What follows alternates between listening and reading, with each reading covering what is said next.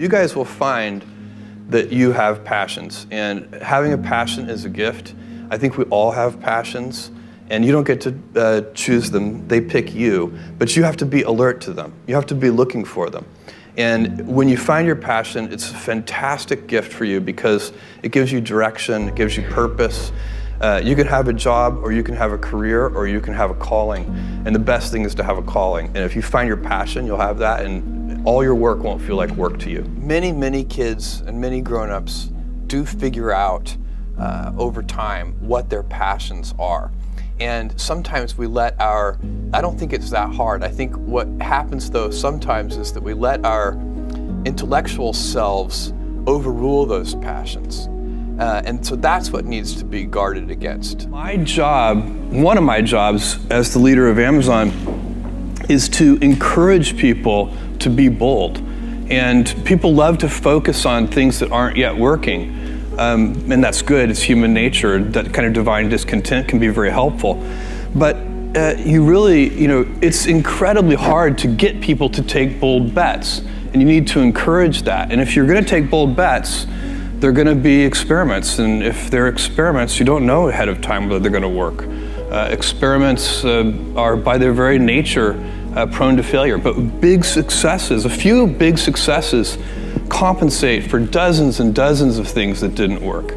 So, bold bets, AWS, Kindle, Amazon Prime, our third-party seller business, all of those things are examples of bold bets that did work, and they pay for a lot of experiments.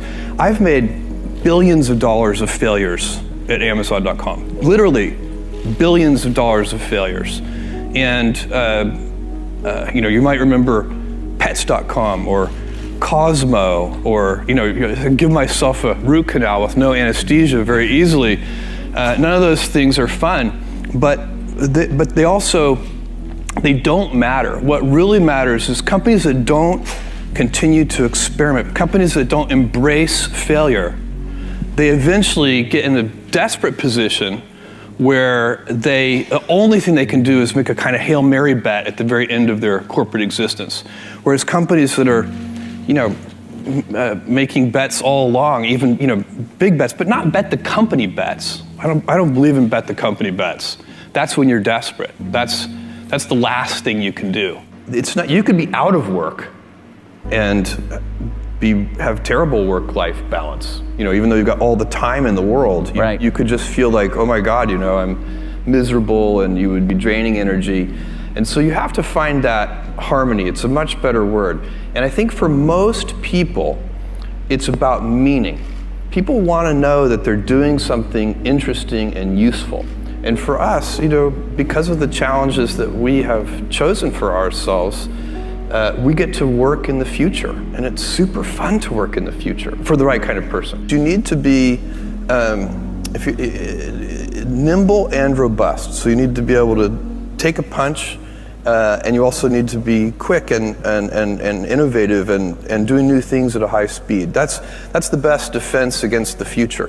And you have to always be leaning into the future. If you're leaning away from the future is going to win every time. Never, ever, ever lean away from the future. We all have adversity in our lives. I doubt if you really, if you know somebody, any friend or anybody that you talk to, there's no lack of adversity. And by the way, that's good, because it's what teaches us how to get back up. You fall down, you get back up. It always happens. And you get certain gifts in life, and you want to take advantage of those. But I guess my advice on adversity and success would be to be proud not of your gifts, but of your hard work and your choices. So, you may be, the kinds of gifts you get in life, you might be really good at math. It might be really easy for you. That's a kind of gift. But practicing that math and taking it to the next step, that could be very challenging and hard, and take a lot of sweat.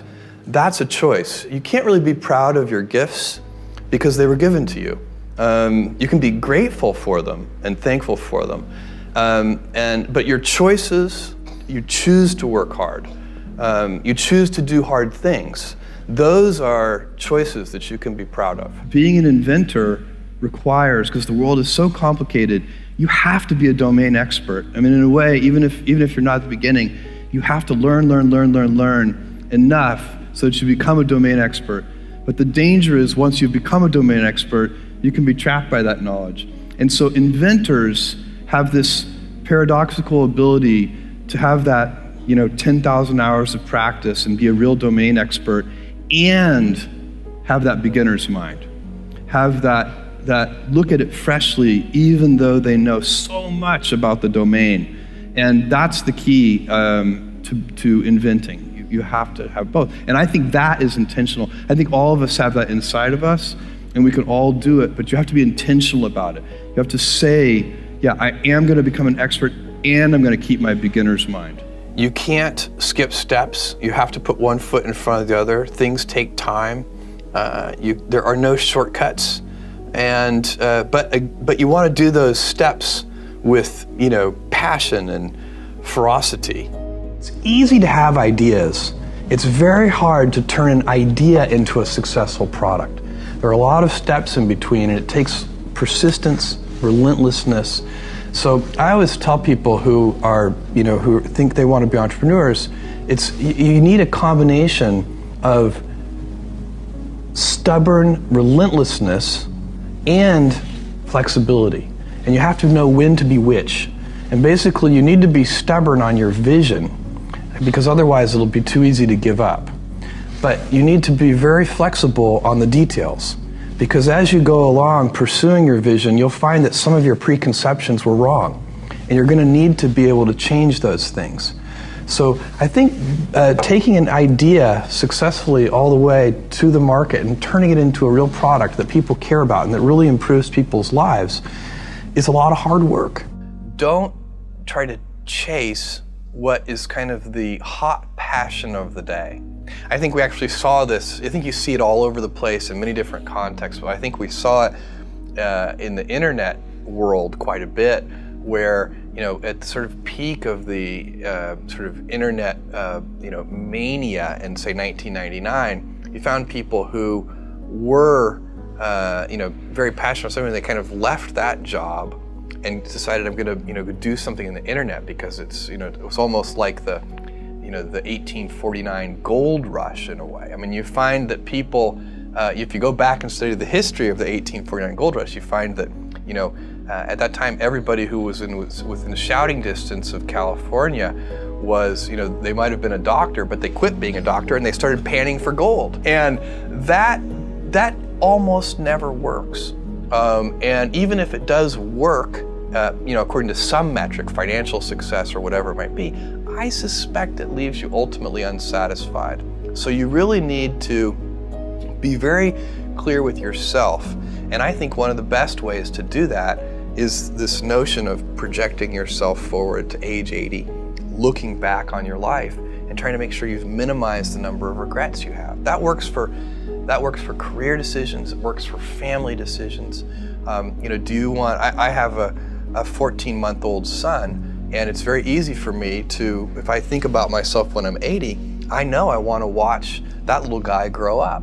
And so I don't want to be 80 and think, shoot, I missed that whole thing and I don't have the kind of relationship with my son that I wished I had, and so on and so on. So if you think about that, so I guess another thing that I would recommend to people is that they always take a long-term point of view. And I think this is something about which there's a lot of controversy. There's a lot of people, and I'm just not one of them, believe that you should live for the now. I think what you do is you think about the great expanse of time ahead of you and try to make sure that you're planning for that in a way that's going to leave you ultimately satisfied. So this is just this is the way it works for me. And I mean, everybody needs to find that for themselves. So I think there are a lot of paths to satisfaction, and you need to find one that works for you.